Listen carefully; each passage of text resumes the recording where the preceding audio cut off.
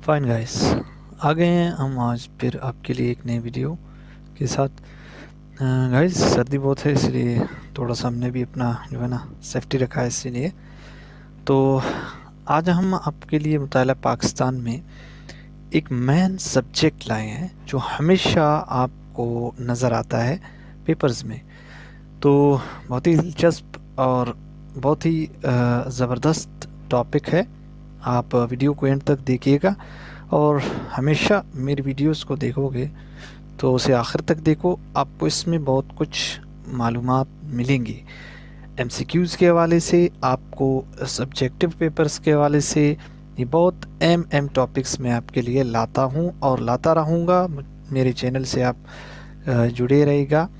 तो वीडियो को स्टार्ट करता हूँ। वीडियो को स्टार्ट करने से पहले मेरी आपसे गुजारिश है कि जिन्होंने अब तक मेरे चैनल को सब्सक्राइब नहीं किया वो सब्सक्राइब करें, और जो लोग वीडियो देख रहे हैं और वीडियो को लाइक ज़रूर कीजिएगा। वहाँ पर एक लाइक वाला होगा बटन, उस लाइक वाले बटन को ज़रूर क्लिक कीजिएगा ताकि मुझे पता चले कि मेरी वीडियोस आप पसंद आ रहे हैं या नहीं। तो इसीलिए मैं कहना चाह रहा हूँ कि जो भी मेरे व्यूवर्स इस वक्त देख रहे हैं, 2 हैं, 3 हैं, 4 हैं, तो मैं उनसे गुजारिश करता हूँ कि मेरे वीडियोस को लाइक ज़रूर करेंगे।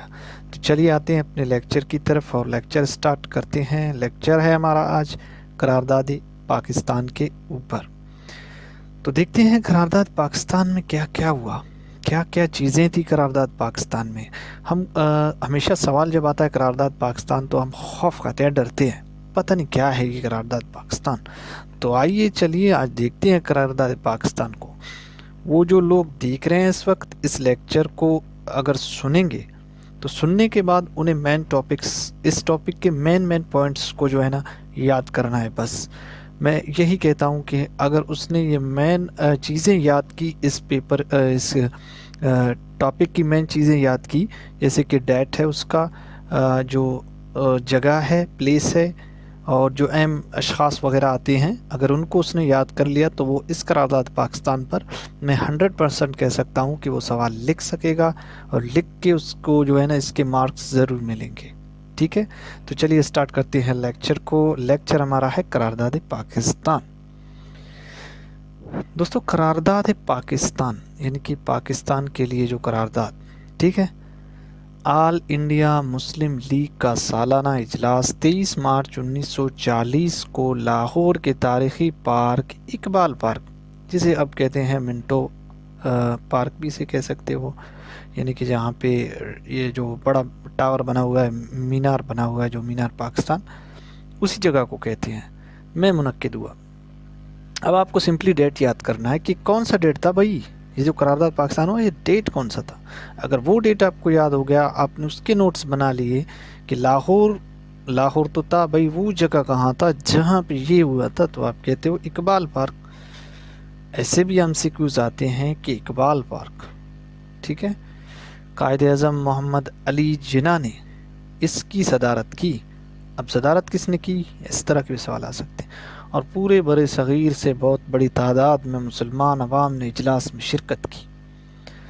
इजलास में करारदाद लाहौर के नाम से एक करारदाद सूबा बंगाल के रहनुमा मौलवी फजल हक ने पेश की, और ज़बरदस्त नारों के साथ हाज़रीन ने करारदाद को मंजूर कर लिया। मुसलमानों ने अपनी मंजिल का तयन कर लिया।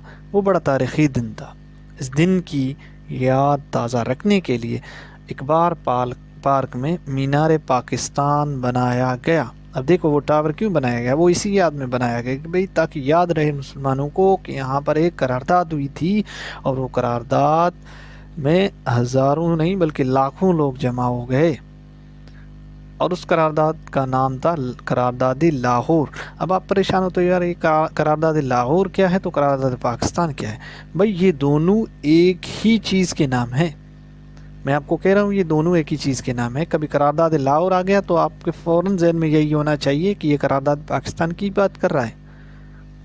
जब करारदाद पाकिस्तान आ गया तो वो भी आपके ज़हन में होना चाहिए कि ये करारदाद लाहौर है। तो दोनों एक है, बस आपको ज़हन में बिठाना है, दोनों एक ही चीज़ की बात हो रही है। अब इसकी सदारत कायद-ए-आज़म ने की। अब इस करारदाद को किसने पेश किया, सूबे बंगाल के रहनुमा मौलवी फजल हक ने पेश किया। कब पेश किया, 23 मार्च 1940 को। कहाँ भाई? इकबाल पार्क में, जो अब मिंटो पार्क यानी कि मीनार पाकिस्तान जहाँ बनाया हुआ है। क्यों बनाया हुआ है? इसी की तो याद में बनाया गया था।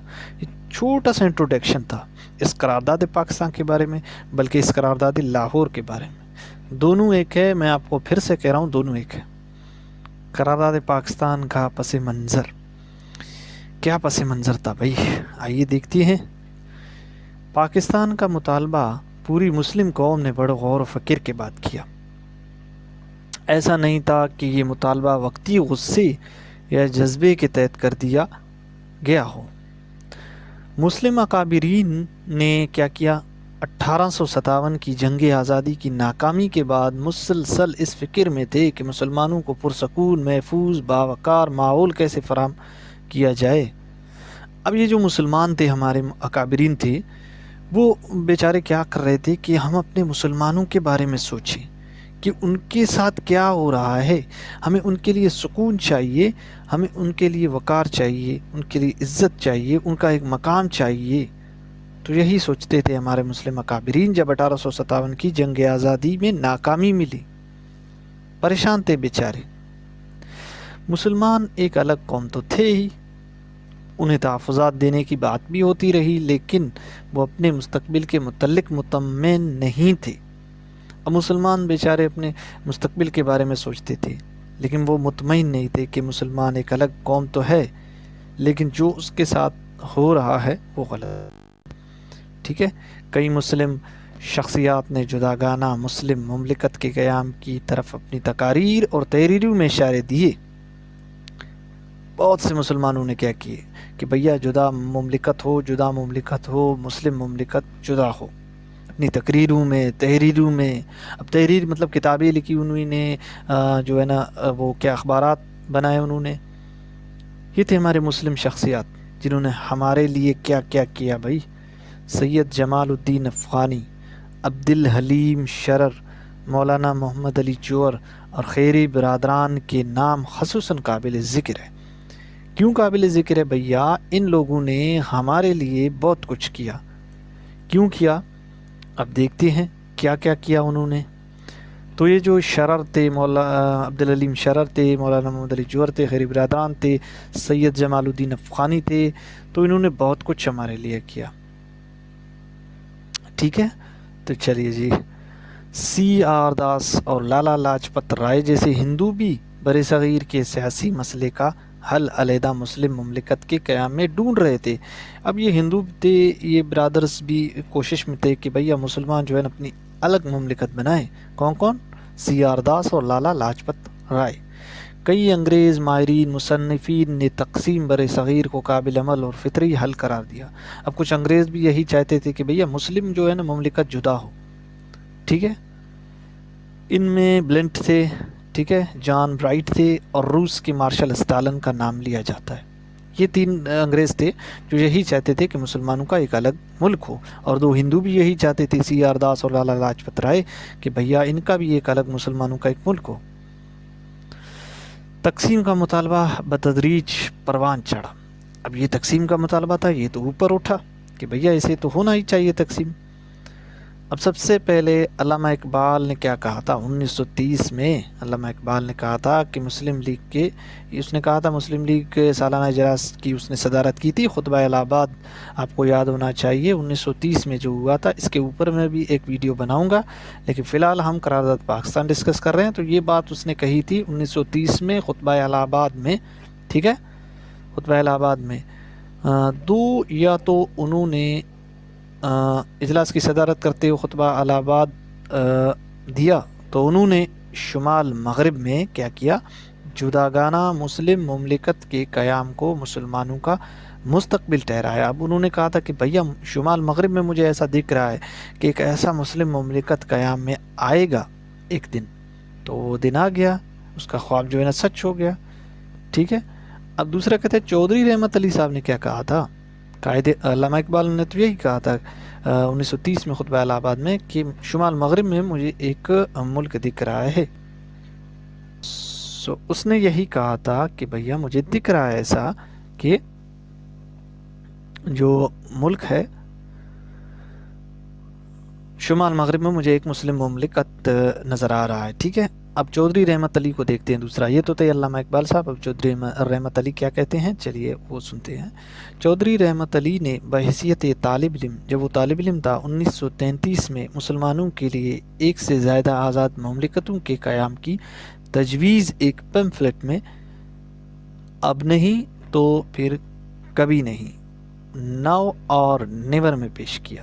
بھئی ایک چھوٹا سا پیمفلٹ تیار کیا جب وہ زمانہ طالب علمی میں تھے. اس وقت ایک پیمفلٹ تیار کیا کہ بھیا اب نہیں تو پھر کب نہیں، کبھی نہیں، مطلب اب ہم آزاد نہیں ہوئے تو پھر کبھی آزاد نہیں ہوں گے. اسی نے ایسا کہا تھا 1933 میں. تو چلیے جی، یہ تو تھے چودھری رحمت علی. اب سندھ مسلم لیگ نے کیا کہا تھا؟ سندھ مسلم لیگ نے 1938 میں اپنے سالانہ اجلاس میں تقسیم کے حق میں ایک قرارداد منظور کی. اب سندھ مسلم لیگ نے 1938 میں ایک قرارداد ڈالی تھی کہ بھیا اس جو ہے نا تقسیم کا معاملہ ہے اسے حل کیا جائے. اب نمبر 4 پہ قائد اعظم صاحب نے کیا کہا تھے وہ بھی دیکھتے ہیں. قائد اعظم نے سید حسن ریاض مصنف پاکستان ناگزیر تھا، یہ ایک کتاب ہے سید حسن ریاض کا، مصنف اس کے ہیں. اس میں انہوں نے لکھا ہے کہ کو ایک انٹرویو دیتے ہوئے انہوں نے کہا تھا. اب اس نے انٹرویو دیا تھا ایک شاید اخبار تھا، شاید وہاں پہ اس نے انٹرویو دیا ہوگا قائد اعظم صاحب نے. تو بتایا کہ وہ 1930 میں ہی علیحدہ مسلم مملکت کے قیام کی جدوجہد کا فیصلہ کر چکے تھے. کب؟ 1930، جب قائد اعظم نے وہ خواب بتایا تھا اپنا. 1940 تک قائد اعظم نے قوم کو ذہنی طور پر رفتہ رفتہ تیار کیا. اب 1930 سے 1940 تک اس نے تیار کیا قوم کو کہ انشاءاللہ ہم آزاد ہوں گے. کوشش کر رہے ہیں، لگے ہوئے ہیں، تو آزادی مل گئی فائنل. تو اس نے پہلے سے ہی بتا دیا تھا. چلیے جی نیچے جاتے ہیں. جی تو دوستو، اب قائد اعظم نے ایک خطبہ بھی دیا تھا، کیونکہ وہ تو صدر تو تھے، صدارت کر رہے تھے، تو انہوں نے سوچا کہ کیوں نہ ایک خطبہ بھی دیا جائے. تو چلیے قائد اعظم کا خطبہ بھی دیکھتے ہیں، خطبہ صدارت دیکھتے ہیں کیا کیا کہا تھا اس نے. قائد اعظم کا خطبہ صدارت. قائد اعظم نے مسلم لیگ کی 1940 کے اس لاہور اجلاس کی صدارت کرتے ہوئے اپنے خطبے میں مسلمانوں کی جدوجہد کے لیے سمت کا تعین کر دیا. ان کے خطبے کے اہم نکات درج ذیل تھے. اب قائد اعظم نے دیا خطبہ، اور مطلب ایک خطبہ صدارت تھے، وہ جلسے کی صدارت کر رہے تھے جو 1940 میں ہوا تھا. ٹھیک ہے، قرارداد یہ جو ہو رہا ہے قرارداد پاکستان. تو اس نے کہا تھا کہ مسلمانوں کی جدوجہد جو ہے نا، کوشش جو ہے نا، ایک سمت مطلب ایک طرف دکھ رہی ہے. تو مسلمان ایک علیحدہ قوم ہیں اور اپنا جداگانہ سماجی، ثقافتی اور مذہبی نظام رکھتے ہیں. ٹھیک ہے، پہلے تو اس نے یہی کہا تھا کہ مسلمان ایک علیحدہ قوم ہیں اور اپنا جداگانہ جو ہے نا سماجی، ثقافتی اور مذہبی نظام رکھتے ہیں. پھر انہوں نے کہا تھا کہ بر صغیر ایک ملک نہیں اور ہندو مسلم تنازع فرقہ وارانہ نہیں بلکہ بین الاقوامی مسئلہ ہے جس کا حل بر صغیر میں ایک سے زیادہ ریاستوں کا قیام ہے. ٹھیک ہے، تو مسلمان ایک علیحدہ قوم ہے اور اپنا جداگانہ سماجی، ثقافتی، مذہبی نظام رکھتے ہیں.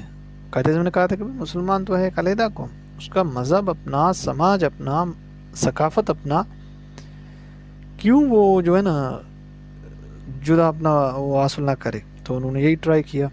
1 منٹ گائز. فائن گائز، اب آتے ہیں آگے، ہم پڑھ رہے ہیں. تو دوسرے نمبر پہ آتے ہیں، بر صغیر ایک ملک نہیں، ہندو مسلم تنازع فرقہ وارانہ نہیں بلکہ بین الاقوامی مسئلہ ہے. یہ بین الاقوامی مسئلہ ہے بھائی، کہ بر صغیر ایک ملک نہیں ہے بلکہ ہندو مسلم تنازع فرقہ وارانہ بھی نہیں ہے جس کا حل بر صغیر میں ایک سے زیادہ ریاستوں کا قیام ہے. بھیا ایک سے زیادہ ریاستیں جو ہے نا اس میں ہو جائیں تو متحدہ بر صغیر میں مسلمانوں کے حقوق محفوظ رکھنے کا امکان نہیں ہے. متحدہ بر صغیر میں مسلمانوں کے حقوق محفوظ رہنے کا امکان نہیں ہے، کہ یہاں پر مسلمان جو محفوظ نہیں ہے اسی حساب سے، محفوظ نہیں ہے اسی حساب سے. تو نمبر 4 پہ آتا ہوں. تو انہوں نے مختلف ملکوں کی تقسیم کی مثالیں دیتے ہوئے یہ بھی بتایا کہ برطانیہ سے آئرلینڈ الگ ہوا، نیز چیکو سلواکیہ بھی تقسیم کے نتیجے میں قائم ہوا. ایسے میں اگر جنوبی ایشیا کو تقسیم کر کے مسلمانوں کو جداگانہ مملکت کا حق دے دیا جائے تو یہ فیصلہ پوری طرح تاریخی، منطقی، جائز ہوگا۔ اب دیکھو قائد اعظم رحمۃ اللہ نے کیا کہا تھا کہ متحدہ برصغیر میں مسلمانوں کے حقوق محفوظ نہیں ہیں، اور آپ کہہ رہے ہو کہ بھیا یہ جو ہندو مسلم تنازع ہے بس یہی حساب سے جو ہے نا آپ اس کو تقسیم کرنے کی کوشش کر رہے ہو، تو اس طرح کا بھی کوئی مسئلہ نہیں ہے، بلکہ برصغیر ایک ملک بھی تو نہیں ہے، بہت بڑی برصغیر ہے، بہت سب کنٹیننٹ جو ہے نا ہمارا بہت بڑا ہے، تو اسی لیے اس میں زیادہ ریاستیں آ سکتی ہے۔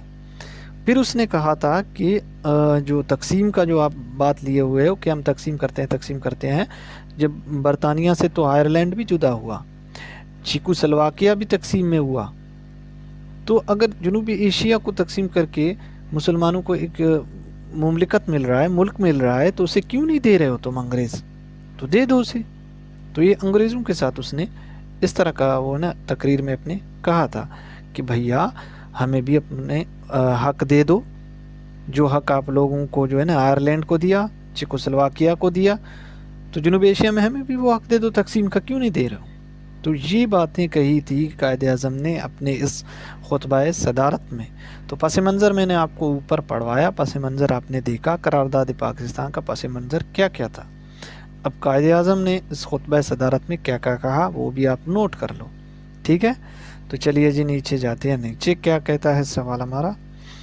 اب کہتا ہے کہ قرارداد کے بنیادی نقطے کیا تھے، نکات کیا تھے بنیادی اس قرارداد کے؟ تو بنیادی نکات قرارداد کے یہ تھے کہ سب سے پہلا تھا کہ باہم متصل اکائیوں کے نئے خطوں کی صورت میں حد بندی کی جائے، جتنے بھی نئے خطے ہیں یعنی کہ جو ہوں گے ان کی پھر حد بندی کی جائے، شمال مغرب اور مشرق میں مسلم اکثریت والے علاقوں میں آزاد مسلم مملکتیں قائم کی جائے۔ سمجھ آیا کچھ؟ کہ شمال مغرب مشرق میں اگر مسلم اکثریت کے لوگ ہیں تو وہاں پہ بھیا آزاد مسلم مملکت ہونی چاہیے، تو یہ ان کا نقطہ تھا۔ دوسرے نمبر پہ کہتا ہے کہ برصغیر کے لیے تقسیم کے علاوہ کسی دوسری اسکیم کو منظور نہ کیا جائے۔ بھئی ہمارا نقطہ یہی ہے کہ اب تقسیم کرو برصغیر کو، اگر نہیں کرو گے اس کے علاوہ ہمارے پاس اور کوئی بات نہیں ہوگا۔ انگریزوں کے ساتھ یہی نقطے تھے ہمارے۔ تیسرا یہی تھا کہ تقسیم ہو جاتی ہے تو ہندو اکثریتی علاقوں میں مسلم اقلیت کے حقوق کے تحفظ کا مناسب بندوبست کیا جائے۔ اب آ گئے ہیں یہی بات پر جو اس وقت ہندوستان میں سلسلہ ہو رہا ہے۔ تو تقسیم جب ہوگا تو ہندو اکثریت کے جو علاقے ہیں وہاں پہ مسلمانوں کو جو ہے نا تحفظ کا حق دیا جائے۔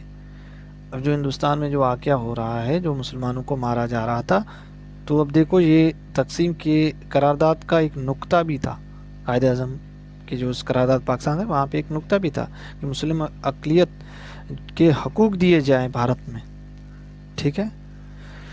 اب آتے ہیں قرارداد پر رد عمل کیا ہوا۔ اس کا رد عمل کیا ہوا کہ اس قرارداد کی کیا اثرات ہوئے، تو چلیے وہ بھی دیکھتے ہیں۔ سب سے پہلے ہم کہتے ہیں قرارداد کا منظور ہونا تھا کہ ہندو پریس اور ہندو قائدین نے مطالبے کے خلاف اظہار رائے کرنا شروع کر دیا۔ اب ہندوؤں میں ہلچل مچ گئی کہ بھیا یہ کیا بلا ہے، یہ قرارداد کیوں ہوا؟ قرارداد کا مذاق اڑایا انہوں نے، ان کی تو کچھ کام کی نہیں ہے یہ قرارداد، بھائی یہ تو یہیں کی یہیں جو ہے نا ختم ہو جائے گی، بس وہ مذاق کرنے لگے ہمارے قرارداد پر۔ گاندھی اور ہندو نے بالخصوص قرارداد کی مخالفت کرتے ہوئے قطعاً مسترد کر دیا۔ اب گاندھی صاحب نے اس کا مذاق اڑایا، بالخصوص اس قرارداد کی اس نے سخت مخالفت کی اور اس کو مسترد کر دیا۔ بھائی مسلم لیگ قرارداد کو قرارداد لاہور، اب دیکھو مسلم لیگ کیا کر رہی تھی؟ مسلم لیگ اس کو قرارداد لاہور کہتا تھا، پکار رہی تھی، لیکن ہندو پریس نے تنازن مذاق میں، ہندو نے کیا کہ مذاق میں کہا کہ قرارداد پاکستان لکھنا شروع کر دیا۔ مسلمان قائدین نے نئی اصطلاح کو اپنا لیا اور آج اسے قرارداد پاکستان ہی کہا جا رہا ہے۔ یہ ہندوؤں کی وجہ سے جو ہے نا قرارداد پاکستان بن گیا ہے، تھا تو مسلمانوں کے لیے قرارداد لاہور، لیکن یہ بن گیا قرارداد پاکستان ہندو کے لیے۔